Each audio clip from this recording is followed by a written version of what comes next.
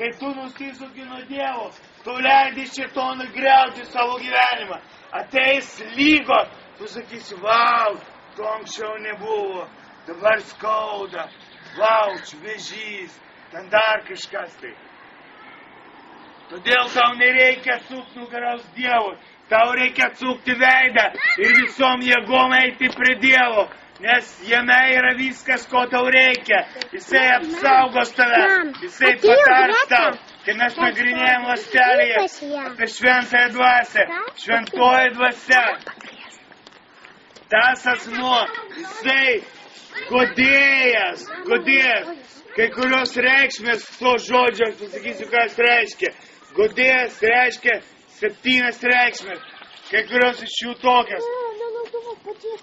Tai yra tas, kuris yra šalia tavęs visada. Tai yra tas, kuris tau patarė. Kai jis yra arti prie tavęs, jisai patarė tau. Ir dar yra reikšmės, kad tas pavadinimas godėjas, jisai reiškia iš graikų kalbos išvertus, kad jisai tam, kad padėti tau, patarti, kad tas, kuris yra arti prie tavęs. Štai koks yra Dievas, štai koks jisai yra.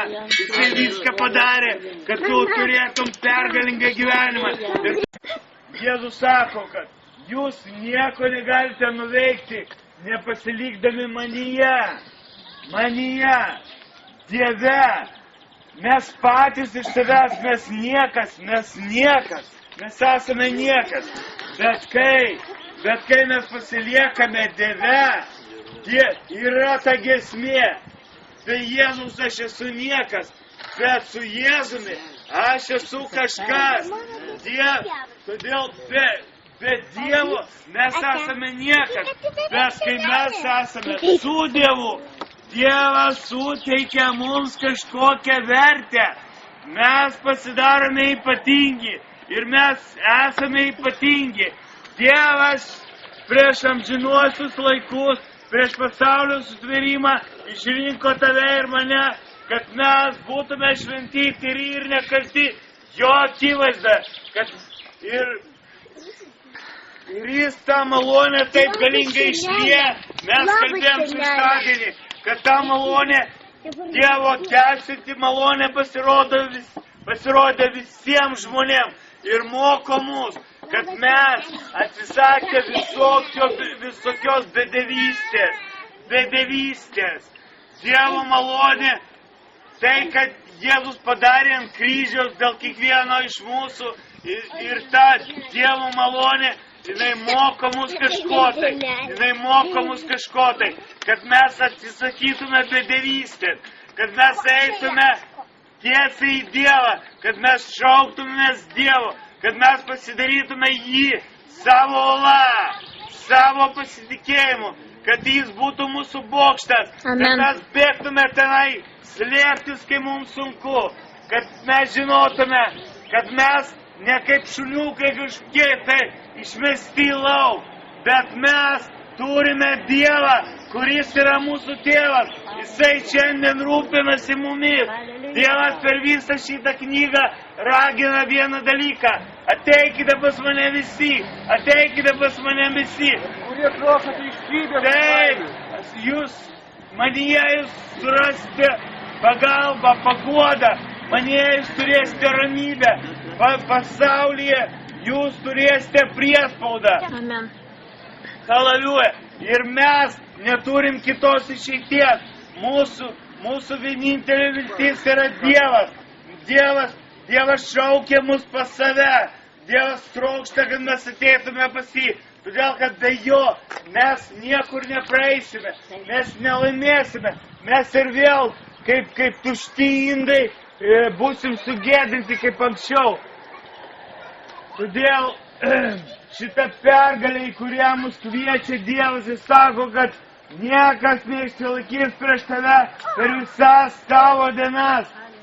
Bet jeigu mes neprisipildysim dievišką jėgą, dievišką malonę, mes nepraeisime, mes pralaimėsime, kaip ir visą laiką anksčiau būdavo, kai mes nepažinojom Dievo. Tu gali būti šiandien vadinti save tikinčiu, vadinti vaikščioti į bažnyčią, bet tu gali gyventi didžiausiai duobėje. Pralaimėjome kaip ir anksčiau. Mūsų vienintelė viltis yra Jėzus. Jėzus yra mūsų jėga. Mes turime eiti veržtis prie jo. Jame yra visa, ko mums reikia. Dievas palaimina mus prieš amžinuosius laikus, prieš pasaulio sutvėrimą. Jame visais palaiminimais dvasiniais. Jame, kai mes pasiliekame Dieve, mes stiprus. Dievas mums suteikia vertę. Bet kai mes patys kažką tai fantazuojam ir nusisukom nuo Dievo, mes pasmerti vėl čiuožti į apačią. Todėl Dievas savo žodėje pastoviai kviečia ieškoti jo. Mes pasmerti ieškoti. Jeigu tu nori laimėti, būti nugalėtojas savo gyvenime, ieškok Dievo, šaukis Dievo, ieškok, eik į bažnyčią, glauskis prie Dievo, šaukis jo vardo, glauskis prie tų žmonių, kurie yra Dieve, kurie patyrė daugiau Dieve, glauskis prie tų žmonių. Jie tau kalbės apie Dievą. Jeigu tu dar daug ko nesupranti, ieškok tokių žmonių ir glauskis prie jų. Ir ateik į bažnyčią. Bažnyčioje Dievas pripildys tave jėga. Tu pasipriešinsi visom velnio klastom. Todėl Paulius apaštalas sako, Efeziečiam laiške 6 skyriui sako, todėl apsivilkite visais Dievo ginklais, kad piktąją dieną pasipriešinti visom velnio klastom. Šėtonas ateina klastingai, jisai ateina ir nori apgauti mus, kaip jisai apgavo Adomą ir Ievą. Ir tada, kai kalbėjo apie tą medį, nuo kurio Dievas pasakė nevalgyti, lygiai taip pat šiandien šėtonas ateina klastais nori apgauti tave. Ir vienas jo tikslas yra toks, atitrauk tave nuo Dievo, nes Dieve yra viskas, ko tau reikia. Bet kai jis atitraukia tave nuo Dievo, tu pavirsti tokiu pačiu paprastu žmogeliu, kokį buvai kažkada tai, be Dievo. Todėl Jėzus tau reikalingas kiekvieną dieną. Jeigu tu galvoji, kad tu prieš mėnesį buvai bažnyčioj ir viskas tau užtenka, ne, kiekvieną dieną tu valgai, kiekvieną tu nepraleidi pietų, pusryčių, ko ten, tu valgai kiekvieną dieną. Amen. Todėl tau Dievas reikalingas šiandien, kiekvieną dieną. Jeigu tu praleisi, tu prarasi kažką tai. Ateis piktasis ir apgaus tave. Todėl, kai tu ateini pas Dievą, Dievas duoda tau jėgos. Tu pasipriešinti šėtonui, tu pasipriešinti tam, kai jis ateina tau ir sako, ar tikrai Dievas pasakė, tu jam sakai, eik lauk šėtone, nes parašyta. Šėtonas lygiai taip pat atėjo pas Jėzų ir gundei, sako, jeigu tu Dievo sūnus, Kas turi ausis, te klauso. Amen.